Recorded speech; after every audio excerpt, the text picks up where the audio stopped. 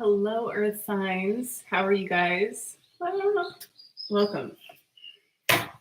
We have an eclipse happening, which we'll have another eclipse this year. They happen biannually, and it's considered to be a cutting away of energy.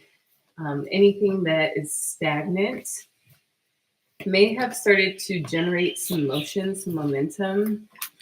But it feels like there are things that are stagnant that we're parting with Earth signs. And some of the things we're parting with are not going to be fun to be without in the ways that you once valued your time. So there seems to be a growing spiritual awareness. I'm sure that you guys are feeling just in your day-to-day life. Let's see what transit this is for you. Sun in Pisces.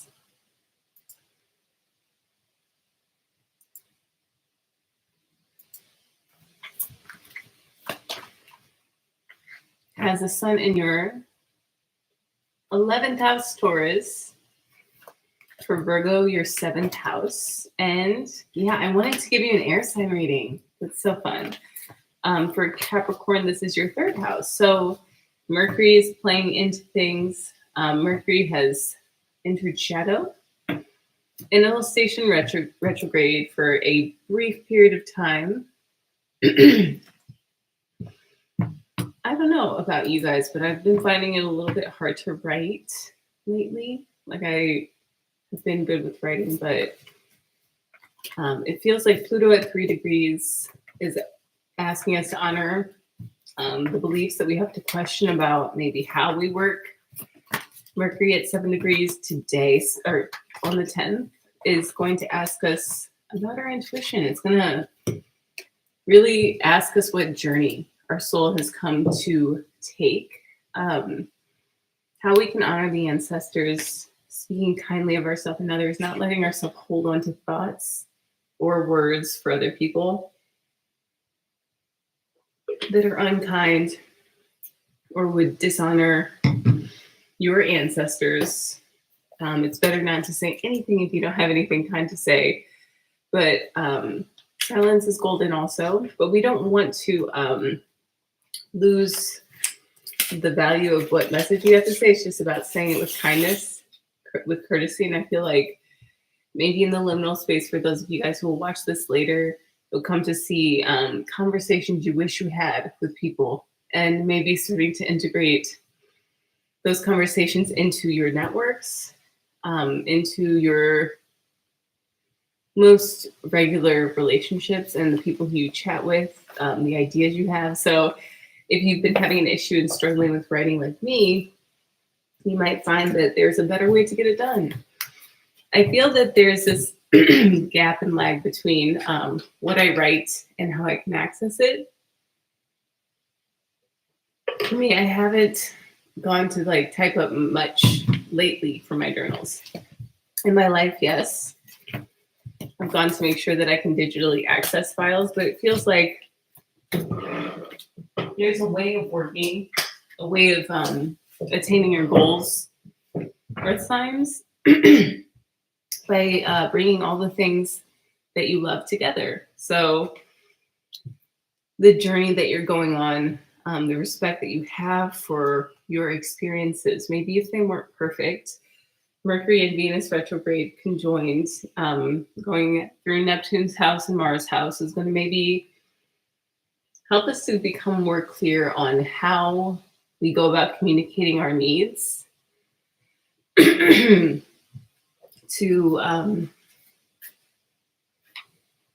get clear on who we love and how we show up in these loving, committed relationships, these partnerships, with our intentions. I feel that, the desire to speak to how far we go on these mental trips, if you guys have been there, and allow for ourselves to kind of like speak negatively or think negative thoughts into existence, you'll notice that they always happen, right? You had a thought about it. So one technique that Neville Goddard speaks to is to imagine that that wasn't the case ever. to allow for such detachment from the outcome that if you've been telling yourself a specific version of a story, which absolutely true, don't let people gaslight you, with Mercury going through your 12th house Taurus, Virgo. This is kind of amazing. This package that we get an eclipse and we get a Mercury and Venus retrograde all in one to wrap up a lot of things that our soul maybe has been stuck on, in allowing for events and people to come together, and allowing for who we love to be in our life, and allowing for ourselves to envision something that is going to prove that this passion that we feel loves us back. Persephone, inexperience. So it feels like you guys have grown. You've had your fair share of challenges in bringing people together, as well as in your romantic partnerships, maybe over lifetimes. This is maybe the first lifetime that you're able to learn how to communicate your needs with grace, with elegance, with sophistication, with clarity, so that you're not caught up in other people's passions. You're not caught up in other people's versions of you, Taurus.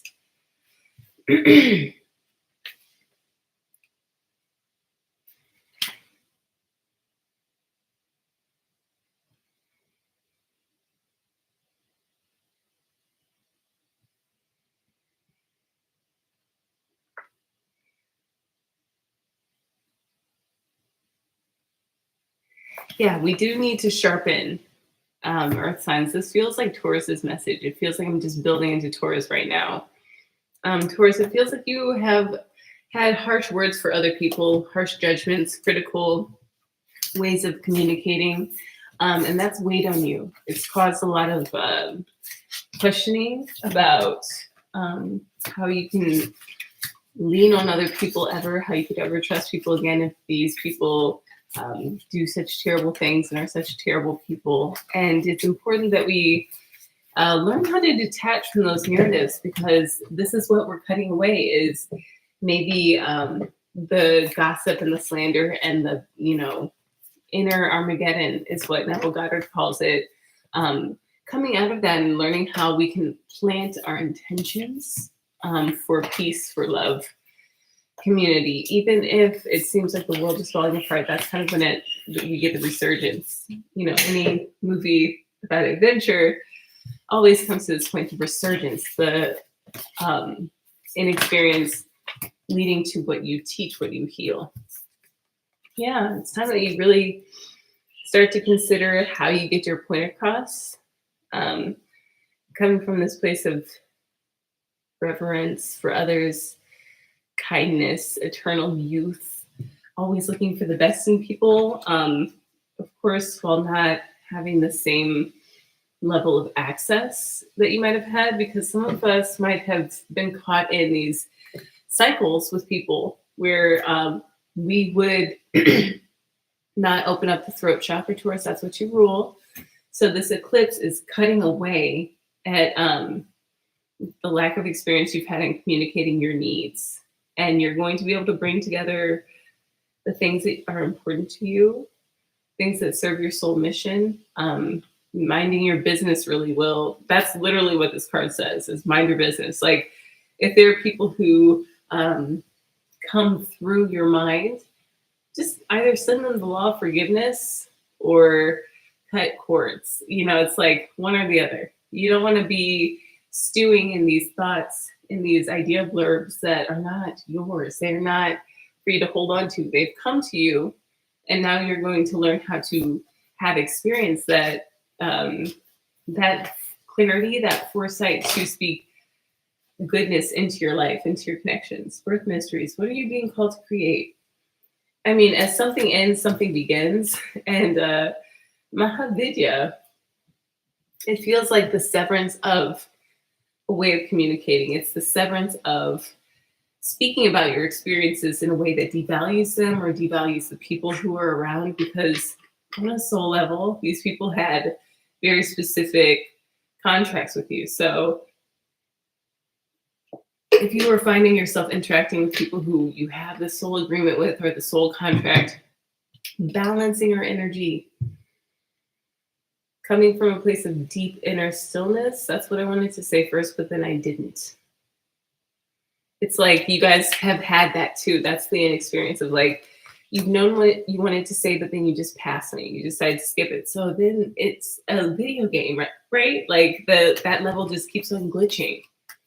Taurus. So now it's time to tell people explicitly what you need from them, which you'll find that when you do that, the Venusian as we are, we're getting a Venus retrograde in the 11th and 12th house. So Venus is showing where you haven't put value, maybe on the leadership role that you could take in your network. We're ending the Venus retrograde at 24 degrees. I feel that we're expressing a new part of our soul. So maybe it's just the things that you need to feel stable and secure. This is building into Virgo. Virgo, what do you need to feel stable and secure? 7th house. Sun is in your 7th house, but you guys are getting a restart. So South Node, excuse me, is making sure that you're grounded and that you're breaking ancestral bondage, Virgo. Look at this. Evi does speak about a journey where you essentially are minding your business. Like this woman has to literally think of, she has to be on her toes as she's entering this portal, this opening, where she'll likely meet this elder, this being here, get grounded. We'll teach her how to get grounded. So maybe Virgo, some of you are going to a wisdom keeper or you're going to become one. You're not alone. You're highly sensitive. So connect with nature. Rewriting the future is essentially what you guys are doing. It's a higher octave because in order for Virgos to rewrite the future, this Mercury retrograde is happening specifically in your 8th house and then your 7th house. So we're learning new values, how to, I guess, value your own energy. You know, what is it that you want out of your life? And recently something that came up for me was just this question of like, why does there always have to be a destination with the things that I love? There can be a destination for a trip, you know, destination for a business, a venture. And yes, when we do what we love, we will eventually figure out a way, or the universe will provide. The universe always provides. God always provides. Being like Christ consciousness does allow for us to get connected to the right people, because we'll either vibrate out of it, Virgo, or the right people will just appear in your reality. So it feels like this is culminating, and what you thought you knew about your life is going to shift in the best way. And it just feels like you're sensitive. You're growingly sensitive. You're picking up on frequencies, on energies. Your soul's accelerating because the amount of plasma that's entering our solar system. And of course, Bardo appears. You're in the pinball machine of life, about to re-enter a level or some new clarity about yourself, about your life, and maybe all the versions of you. You're having like a supreme being moment where you're connected to all of your past lives. Pisces season. We have the tear. Yeah, shedding tears is real. I've been like waking up to shed tears, shedding tears just all the time, and allowing the vulnerability to be cringe, to be worth it, to be worthy of the nectar and the eros. Oh, Virgo. It feels like you guys are really falling in love with yourself, like the black and white of everything. You're starting to see the details in between. You're softening. The Bardo and the tear feel like as you walk through the valley of the shadow of death, you know, the Lord is with you. His rod and his staff comfort you. I was also listening to the Dead Sea Scrolls. Virgo, that was really interesting. It was very interesting. The first 20 minutes.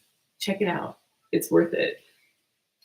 That's my friend who told me to read it. She's confirming this. Check out the Dead Sea Scrolls on audiobook. Yeah, you guys are rebirthing from this darkness into light. A new day, a new version of yourself, and you're starting to understand that people come and go for the most part in the outer worlds. This is the 7th house, 8th house energy. But you're learning to stay present with what you have to grow. And maybe you would avoid it. Maybe you didn't want to be a new person and you've held on for this lifetime for so long that now it's being sort of thwarted. This is where at the initial part of the reading I mentioned it may not feel fun to have certain things and people exit your life at this eclipse season, but the person that you're becoming is someone who you would want to be with. So that's the benefit, is you want to be with yourself after what's going to unfold through you getting grounded, through you healing ancestral patterns, shedding some tears, embarking on a journey through maybe some kind of a puzzle or maze that you haven't been able to cross through yet and transcend, rebirthing and learning to mind your business. That is a big earth sign energy. Mind your business this week. Don't get pulled into other people's stuff. We have Mercury and Venus retrograde. We have Mars direct. Setting up the parameters for me is like, I get into my car. Look, you guys got play. Have fun, celebrate, don't be so serious. I get into my car and I say, God's driving my car. That's not so serious. It's taking a load off of my back. It's making me feel like I will be safe as I drive. So setting those intentions, connecting to your higher self, all feels really big for you. Prelude, I'm going to check the astrology with my honeycomb calendar. I want you guys to check the Astro Dance Mix in the live chat. It's something that I DJ'd, and today yesterday I got the S1, and now I'm able to sort of like, I couldn't put it down. Now the way I'm DJing is very playful, and Earth signs, you guys might need to approach something that you've been doing diligently with more fun attitude, because this eclipse will supercharge it. It'll make sure, like I'm getting this vision of the toaster, cosmic toaster is making sure that you're getting that perfect toast layer. This 23-degree full moon in Virgo, lunar eclipse, we have the sun in Pisces sextiling Uranus and Taurus at 24 degrees. So this is why this week, Earth signs, you guys are being told to mind your business. There's a level of truth, of course, to whatever it is that you see for other people, but you have a lot to work with. You have a lot to cultivate. You need to learn how to be playful with yourself and focus on your agenda, not on the news, because that's going to suck. That's what they do. That's what it's for, you know? All of these comedy movies, they approach the subject of what mass media and news is for. So, Taurus, you're being asked what you want to birth from your former sense of lack of experience with communicating your needs. Virgo, you're figuring out what you need to have fun and to stay focused and devoted. When the tears, if the tears come, if you feel sad, Friday the 14th, Mercury does station retrograde at 9 degrees. So this is coming, this is like giving us a prelude to this upcoming new moon in Aries. Capricorn, we have Kamala Devi and Gauri Devi together. Maybe there's a level of objectification, or like you didn't have a choice to do certain things, like you really were put on assignment. We have 2 sevens. There could have been someone, Capricorn, who corrupted your sense early on of how you were worthy, what made you worthy, what made you worth being around, what made you worth liking. And the truth is, you're perfect. The divine made you perfect. You're perfect in your, the moment you were conceived, right? You're perfect the moment you were born.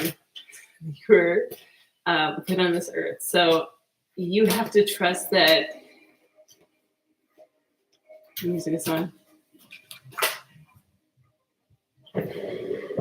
Oh, Capricorn, you have to trust that whatever it is that has been maybe burdening you and overwhelming you, causing you to fret and worry, is something that will pass.